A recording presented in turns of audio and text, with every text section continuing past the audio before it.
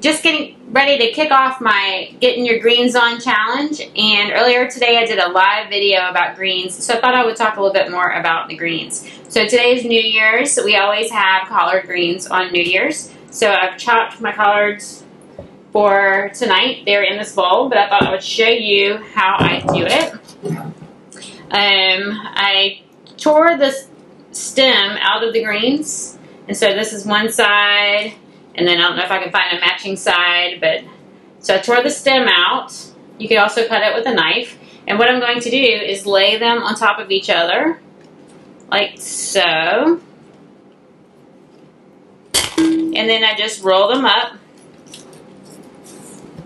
and then I run my knife across,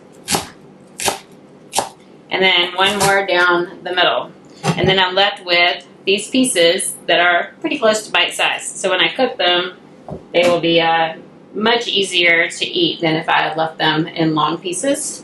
And so I will continue to do that for my collard greens. Just lay them on top of each other.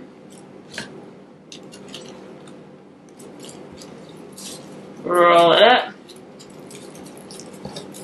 Slice. And sometimes they come undone. That's okay. They don't have to all be exactly the same size.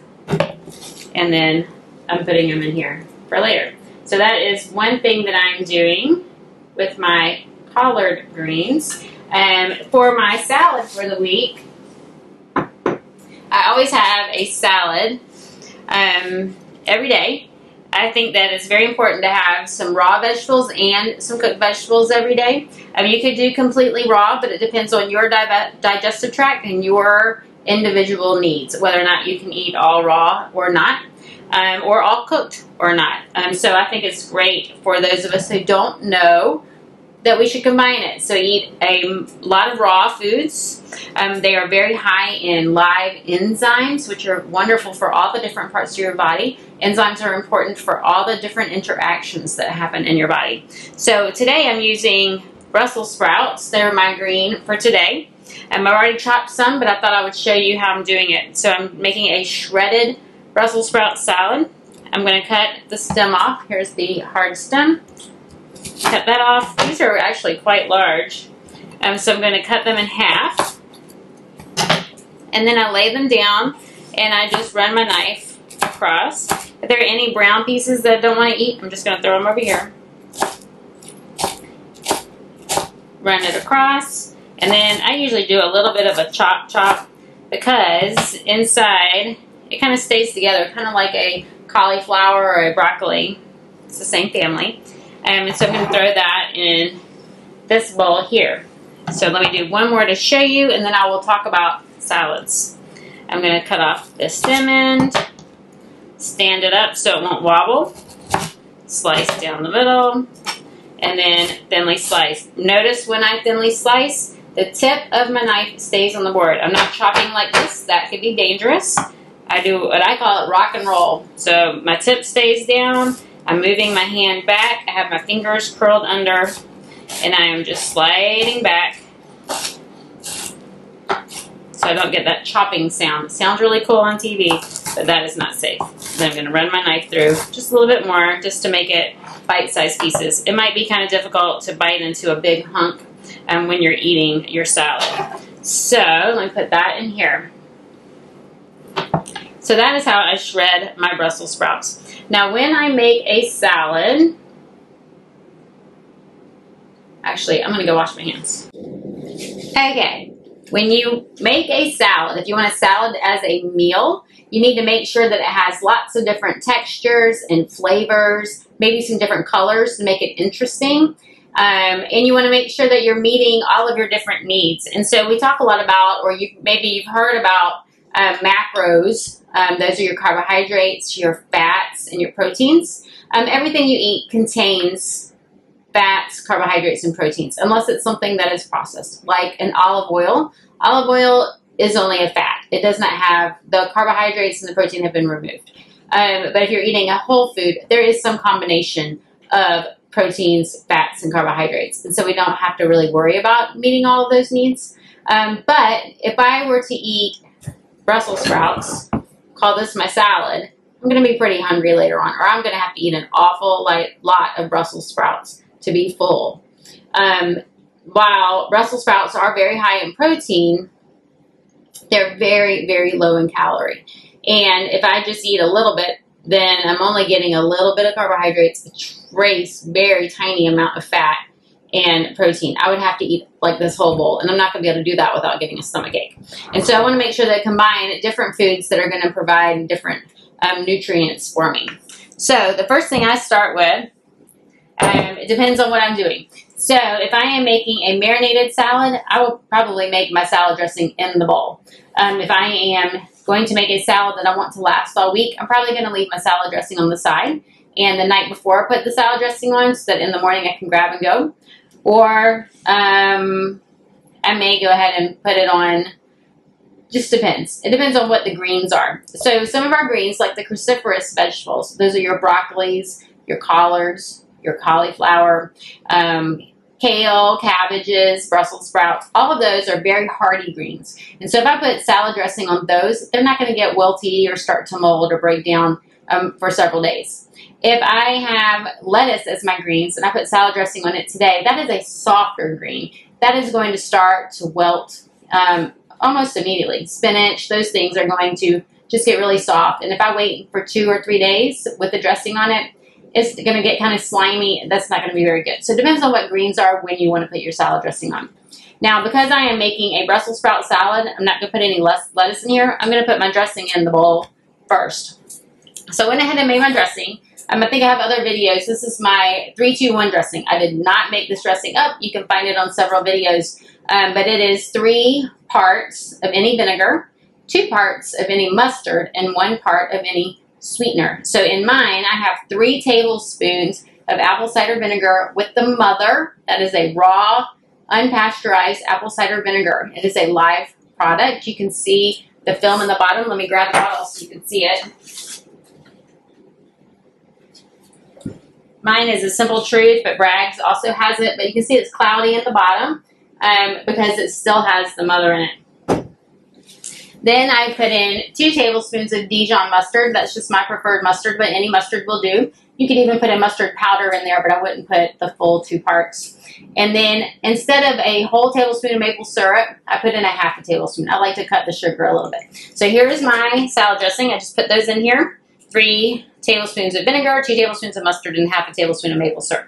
Now I could add herbs. I could add, sometimes I'll add applesauce. Sometimes I will add a nut butter, like sun butter or almond butter, just to make it creamy. You can add pretty much anything you want to get different flavors for your dressing. So for this salad, this is, I call it my sweet and sour Brussels sprout salad. I'm going to put in my dressing. You can see that's a lot of dressing. And then I'm going to add my Brussels sprouts. That is a lot of Brussels sprouts. That is going to give me a crunch. Now, depending on what my need is, if this salad is going to be all I eat for my meal, then I'm probably going to add some different greens too. If I want this to last all week, which I do, this is going to be my salad for the week, I am going to leave my lettuce and my spinach and things like that out of this bowl because the dressing is in there. If the dressing was not in there, I could go ahead and put them in there. I usually do keep my softer greens separate. And so the night before, I'll just put in my softer greens, add this, and whatever else I want on my salad. So to this bowl that I'm going to keep, this is my meal prep bowl. I have my dressing, I have my Brussels sprouts. I could add some shredded collards if I wanted to. I don't want those. I could add any other greens. I like a mixture of greens because I like the different textures and flavors. And also every one has something different that it offers as far as phytonutrients go. Vitamins, minerals, and even things we haven't even learned about yet. I believe in getting my vitamins and minerals from my food as much as possible. We don't know how different supplements are affected or get broken down in our body, how they're absorbed in our body. But these are not man-made.